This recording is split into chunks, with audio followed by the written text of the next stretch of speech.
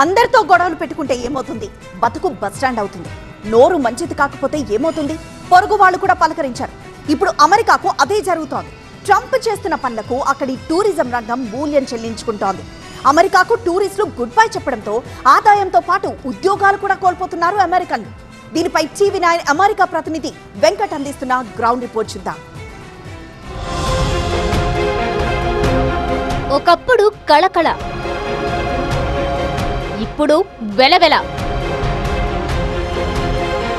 Trump దెబ్బకి tourism విలవిల. అమ్మో America!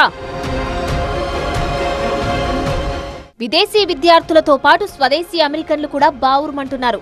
Trump మాటలు చేష్టలతో అక్కడి పర్యాటక రంగం పూర్తిగా పడకేసింది. ట్రంప్ దెబ్బకు టూరిజం ఢమాలనడంతో అమెరికాలో ఎయిర్పోర్ట్లు వెలవెలబోతున్నాయి. ఎక్కడా లాంగ్ వీకెండ్ కళ కనిపించడం లేదు. అన్ని ఎయిర్పోర్టుల్లో ఈగలు తోలుకునే పరిస్థితి వచ్చింది. ఇక జనం కూడా బయటకు వెళ్లేందుకు పెద్దగా ఆసక్తి చూపించడం లేదు. జూలై 4న నేషనల్ డే పండుగను సైతం పక్కన పెట్టి ఇళ్లలోనే కాలక్షేపం చేస్తున్నారు. ఇదంతా ఇన్ఫ్లేషన్, ఇమ్మిగ్రేషన్ రూల్స్, ఉద్యోగాల కోత ప్రభావం అంటున్నారు విశ్లేషకులు. ఇక డాలస్ లో అయితే తెలుగు వాళ్లు ఇంటి గడప దాటి బయటకు రావడం లేదు. డాలస్ ఇంటర్నేషనల్ ఎయిర్పోర్ట్ టూరిస్టులు లేక వెలవెలబోతుంది. ఏదైతే ఇమిగ్రేషన్ ప్రాసెస్ ఉందో ఇది కాస్త కఠినతరంగా స్టార్ట్ అయింది. అండ్ ఇప్పుడు చాలా రిజిడ్ చెక్స్ ఉన్నాయి, అదొక కారణమై ఉంటుంది. అండ్ ఇంకోటి చూస్తే మనకి చెప్తున్న విశ్లేషకుల ప్రకారం ఇన్ఫ్లేషన్ కూడా ఒక కారణం. ఎందుకంటే ఇప్పుడు కాస్ట్ ఆఫ్ లివింగ్ కాస్త పెరిగింది ఇన్ఫ్లేషన్ లో. అండ్ మనం చూస్తే ఇక్కడ చాలా హోటల్ కాస్ట్ కానీ ఫ్లైట్స్ కాస్ట్ కానీ పెరిగాయని మనకు తెలుస్తుంది. విదేశాల నుంచి అమెరికాకు వచ్చేందుకు టూరిస్టులు ఆసక్తి చూపడం లేదు.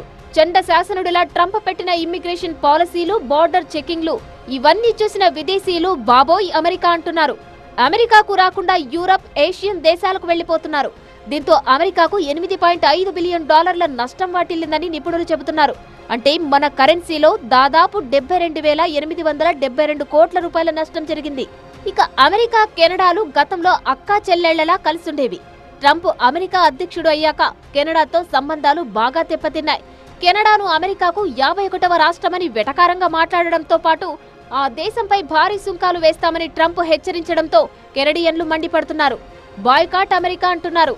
ఆ దేశానికి టూరిస్టులుగా వెళ్లడం తగ్గించేశారు. బార్డర్ సెక్యూరిటీ కానీ లేకపోతే ఇమిగ్రేషన్ పాలసీస్ కానీ ఇవన్నీ ఇంప్లిమెంట్ చేస్తున్నారు. కాబట్టి వీటి వల్ల కలిగే ఇబ్బందుల్ని లేదా మీడియాలో చూసే కథనాలను చూసి కొంత భయభ్రాంతులై ట్రావెల్ ఎందుకులే, మనం వేరే ప్రదేశాలకు వెళ్దాం, ఇదివరకట్లో ఉన్న సంబంధాలు ఇప్పుడు లేవనే పరిస్థితులు దృష్టిలో పెట్టుకొని కెనడా కూడా కొంత వార్నింగ్ ఇవ్వడం జరిగింది. ఇక్కడ అమెరికా ట్రావెల్ కి వాళ్ళు అలర్ట్ క్రియేట్ చేయడం జరిగింది.